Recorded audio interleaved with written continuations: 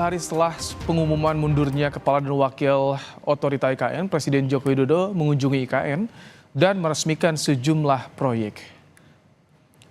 Dalam kunjungan kali ini, Jokowi meresmikan Bendungan Semo yang nantinya berfungsi sebagai sumber air baku di IKN dan sebagian kota Balikpapan, Kalimantan Timur. Jokowi didampingi PLT Kepala Otorita IKN sekaligus Menteri PUPR Basuki Hadi Mulyono dan PLT Wakil Kepala Otorita IKN yang juga Wamen ATR BPN Raja Juli Antoni dalam kunjungannya kali ini.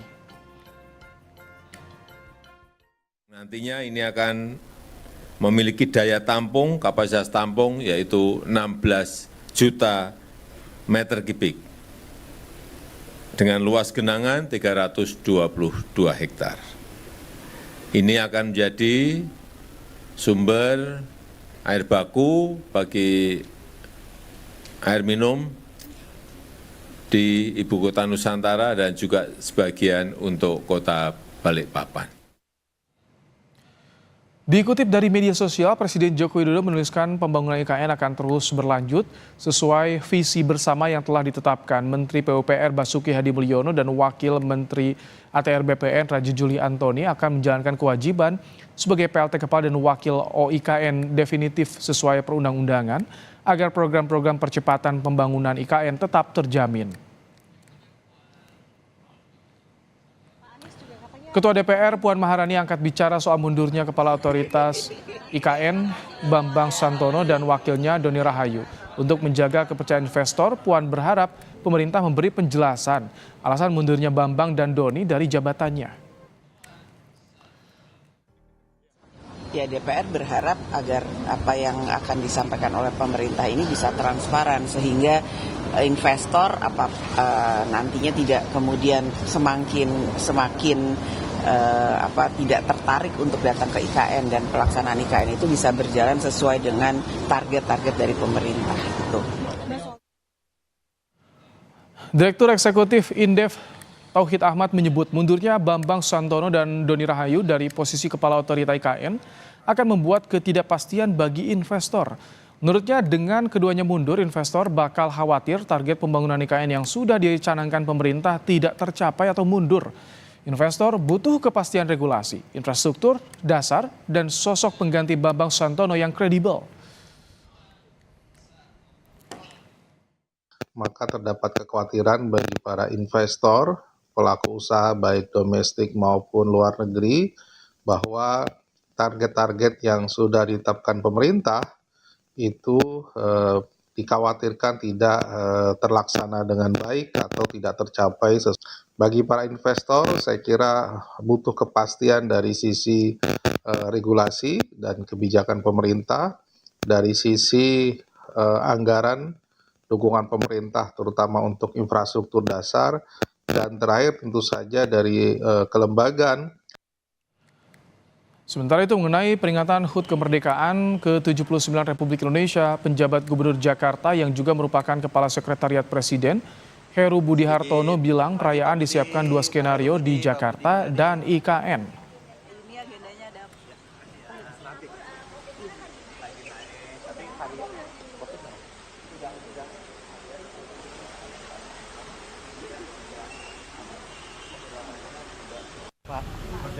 Iya, HUT DKI. Oh, DKI apa? Intinya HUT RI juga dilaksanakan di IKN. Kami, panitia HUT RI mempersiapkan 2 skenario, Jakarta dan IKN. Ya, bisa dipakai dua-duanya. Kurang dari 3 bulan jelang upacara peringatan HUT ke-79 RI di Ibu Kota Nusantara, Kepala Otorita IKN Bambang Susantono dan wakilnya Doni Rahayu mundur dari jabatan masing-masing. Sebagai gantinya, Presiden Jokowi menunjuk Menteri PUPR Basuki Hadi Mulyono sebagai pelaksana tugas Kepala Otorita IKN dan Wakil Menteri ATR Raja Juli Antoni sebagai PLT Wakil Kepala Otorita IKN. Direktur Eksekutif Lingkar Madani Indonesia Ray Rangkuti berpandangan ada tumpang tindih kewenangan antara Otorita IKN dan Kurator IKN Ridwan Kamil di balik mundurnya Bambang Susantono dan Doni Rahayu dari posisi Kepala dan Wakil Kepala Otorita IKN. Ada semacam kerja yang tumpang tindih menurut saya. Jadi kurator ini kan sebetulnya adalah orang yang memberi semacam perizinan lah ya untuk melanjutkan satu program, satu visi atau satu apapun namanya terkait dengan pembangunan di IKN. Oke. Nah, mungkin ada semacam ketersinggungan ya menurut bahasa saya itu dari dua pejabat yang lama yang merasa kemudian tingkat sukses mereka seperti yang diklaim oleh Pak Muhtar Ngabalin kok seperti tidak diapresiasi gitu loh. Nah, itu diperkuat lagi oleh pernyataan Saudara Ridwan Kamil yang mengatakan bahwa salah satu sebab mengapa beliau dipilih oleh Presiden sebagai ketua kurator karena tidak ingin pembangunan di IKN itu dibuat dengan ecek-ecek gitu loh kira-kira. Menjawab Ray Rangkuti, juru bicara kantor staf Presiden Ali Mohtar Ngabalin membantah penunjukan Ridwan Kamil sebagai kurator IKN menjadi penyebab mundurnya Bambang Susantono dan Doni Rahajo. Kalau hubungan antara kepala otorita IKN dan wakil kepala otorita IKN dengan Bung Ridwan Kamil yang ditunjuk oleh Presiden ini tidak ada sama sekali.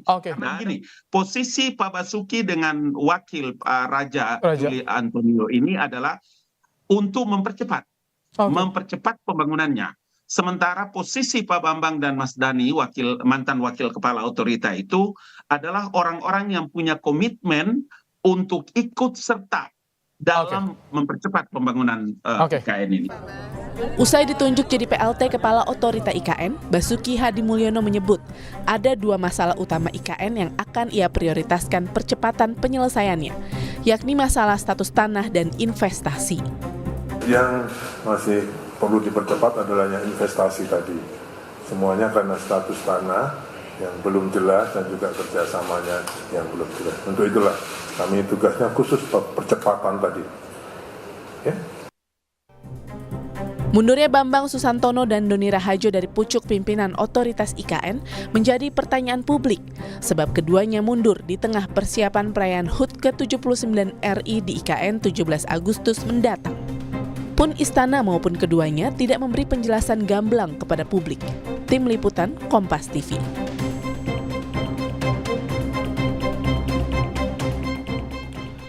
Publik masih menerka-nerka apa penyebab Kepala Badan Otorita IKN dan wakilnya mundur kurang dari 3 bulan jelang peringatan HUT ke-79 di IKN. Beragam spekulasi pun muncul dari beban kerja, tumpang tindih kewenangan maupun masalah pertanahan dan investasi yang belum tuntas. Lalu bagaimana kelanjutan IKN usai ditinggal Kepala Otorita dan wakilnya? Kita akan bahas bersama dengan pengamat kebijakan publik Agus Pambagio dan politisi Partai Gerindra yang juga anggota Pansus IKN di DPR, Kamrul Samad. Selamat petang, Pak Agus, Pak Kamrul Samad. Ya, selamat petang. Assalamualaikum. Waalaikumsalam warahmatullahi wabarakatuh. Pak Kamrul Samad, sebagai anggota Pansus nih, saya ingin ada gambaran. Jadi bagaimana saat ini? On the track tidak pembangunan IKN untuk saat ini? Terganggu tidak tahapannya dengan mundurnya kepala dan wakil kepala otorita ini? Pertama, kita perlu mengetahui bahwa di DPR sekarang nggak ada lagi anggota Pansus IKN. Tugasnya udah selesai. Jadi setelah Undang-Undang IKN disahkan, maka otomatis Pansus itu sendiri selesai masa tugasnya. Kemudian, apakah terganggu pembangunan IKN? Untuk pembangunan fisik yang kami ketahui, memang pemerintah sejak awal telah membentuk Satgas, Satuan Tugas, yang dipimpin oleh Kepala Satgas Kang Danis Sumadilaga dari Kementerian PUPR. Jadi pembangunan fisik ini dibawa koordinasi Kasatgas, pembangunan fisik yang ada di ibu kota negara. Nah, kemudian otorita IKN itu adalah bertugas memang untuk menyiapkan infrastruktur yang menyangkut dengan masuknya investasi. Apa saja yang harus dipersiapkan? Pertama, regulasi. Yang kedua, pemetaan lahan yang clear antara satu dengan yang lain. Yang ketiga, tentunya yang berkaitan dengan pengembangan ke depan. Karena di dalam Undang-Undang IKN ini disebutkan bahwa masa pembangunan IKN ini dengan 4 tahap: perencanaan, pembangunan, pemindahan, dan pengoperasionalan itu lebih kurang 25 tahun, yaitu sejak 2022 sampai 2045. Jadi ada 23 tahun waktu yang diberikan pemerintah untuk melalui 4 fase: perencanaan, pembangunan, pemindahan, dan pengoperasionalan. Jadi kami yakin dan percaya bahwa langkah pemerintah menunjuk Menteri PUPR sebagai pelaksana tugas kepala otorita IKN bisa sekaligus mempercepat jalur koordinasi teknis baik untuk ketersediaan lahan maupun untuk kerjasama atau regulasi yang berkaitan dengan investasi yang akan masuk di IKN. Begitu, Mbak. Baik, Pak Agus, kalau Anda melihat ini alasan mundurnya kepala dan wakil kepala otorita IKN ini tak gamblang dijelaskan. Publik banyak yang berspekulasi, banyak rumor. Yang bisa Anda baca dari mundurnya kepala dan wakil kepala IKN ini apa, Pak Agus? Ya, bisa saja kan sekarang adalah mundur atau dimundurkan kan begitu. Persoalan IKN itu kan memang investasi dan tanah. Investasi itu tidak akan ada dari luar mau sampai kapanpun ketika infrastruktur belum beres. Membangun ibu kota seperti IKN, kalau infrastrukturnya sudah beres, baru investor itu mau masuk. Kan nggak bisa, investor harus menghitung. Kalau dia bangun hotel, ada berapa orang akan berkunjung ke situ. Bangun pasar, bangun rumah sakit, sama. Nah, sekarang yang dipaksa adalah investor lokal. Tentu investor lokal itu maulah nanti barter politik dan sebagainya. Biasa itu terjadi. Nah, sekarang persoalannya kalau mundurnya itu dipaksa mundur atau mengundurkan diri.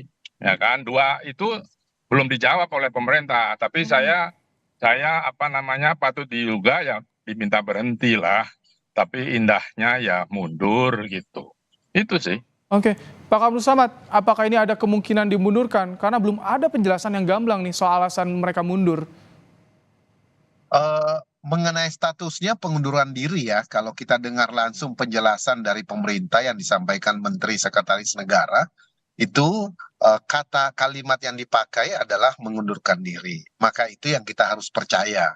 Alasan pengunduran diri apa, itu memang juga kita nanti melalui komisi terkait, DPR pasti akan menanyakan kepada pemerintah di dalam rapat kerja dengan pemerintah tentang alasan pengunduran diri dan apa latar belakang masalahnya, serta bagaimana solusi jangka pendek dan jangka menengah supaya kepercayaan investor bisa dibangun kembali, baik investor dalam negeri maupun investor luar negeri.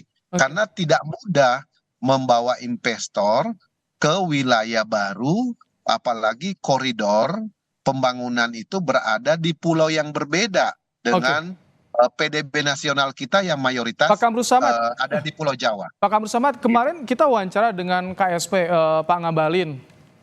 Bilang katanya sudah ada pembicaraan soal rencana mundur ini berbulan-bulan. Nah, dari DPR, apakah mendapatkan info apakah ada masalah di IKN atau persoalan ini antara kepala dan wakil kepala ini? Dalam rapat kerja teman-teman di DPR dengan otorita IKN memang ada masalah manajemen tentunya di internal yang mesti diatensi untuk penyelesaiannya. Apakah mengenai reward atau mengenai kewajiban pemerintah terhadap manajemen atau seluruh karyawan, staf yang ada di otorita IKN. Tetapi kami yakin dan percaya itu bukan masalah yang fundamental, substansi mungkin. Ada sesuatu yang kita ingin dengarkan lebih jelas, lebih gamblang dari pemerintah, dan forumnya saya kira adalah rapat kerja pemerintah dengan DPR. Itu jauh lebih elegan dan itu bisa kemudian rakyat mendengar apa rencana kerja pemerintah ke depan untuk menyelamatkan pembangunan IKN ini, khususnya menjaga kepercayaan investor untuk masuk dan juga menuntaskan permasalahan lahan yang ada di sana. Begitu, Mas. Pak Agus, ternyata tadi disampaikan dari Pak Kamru Samad ada permasalahan manajemen internal. Ini bagaimana ke depan soal nasib IKN jika melihat kondisi seperti ini, Pak Agus? Bisa percaya lagi nggak investornya? sebetulnya masalah besar itu masalah sosial. Saya berkatakan berkali-kali kepada Ketua IKN maupun pemerintah, kita tuh perlu ada namanya antropologi social research yang sampai hari ini nggak tahu, karena gesekan di masyarakat pasti akan besar. Itu jauh lebih besar dari masalah mundur tidak mundurnya Ketua OIN. Nah sekarang kita perlu tahu juga itu kan tidak ada datanya. Kan sekarang terbukti tanah bermasalah. Itu rame nanti. Saya sudah ketemu dengan 2 ahli waris dari Kerajaan Kutai dan Kartanegara itu mengatakan bahwa mereka tidak mau begitu saja, ya harus dibeli tanah itu gitu ya. Nah itu yang harusnya diperhatikan, karena memang mereka mengusir dan sebagainya. Kemarin kan rencananya begitu, sehingga mereka membangunnya macam ini aja, developer, bukan dengan sistem birokrasi. Apakah ini artinya menurut Anda perencanaannya ini terburu-buru, tergesa-gesa ketika tadi disinggung soal social riset yang belum dilakukan, Pak Agus?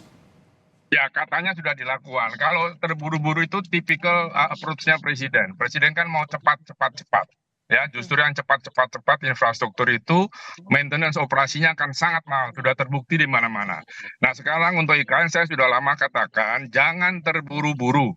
Pertama, tanah itu lembek, di situ lempung gitu, kalau hujan jadi kayak bubur, itu katanya sudah ditangani secara teknis. Oke lah, saya percaya, saya bukan orang teknis. Tapi itu harus diperhatikan. Kita lihat nanti seperti apa. Kalau semua terburu-buru seperti ini, tidak akan pernah beres. Mungkin jadi, tapi cost operation sama maintenance kan sangat mahal. Contoh jalan tol, contoh bandara, contoh kereta cepat, mahal sekali itu.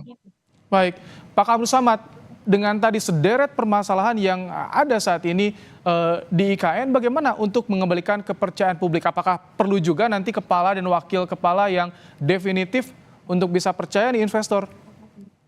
Iya, itu udah pasti dalam perencanaan pemerintah. Kita meyakini itu, dan langkah Presiden Joko Widodo hari ini berada di lokasi itu bagian daripada action di lapangan untuk meyakinkan bahwa pembangunan terus berjalan.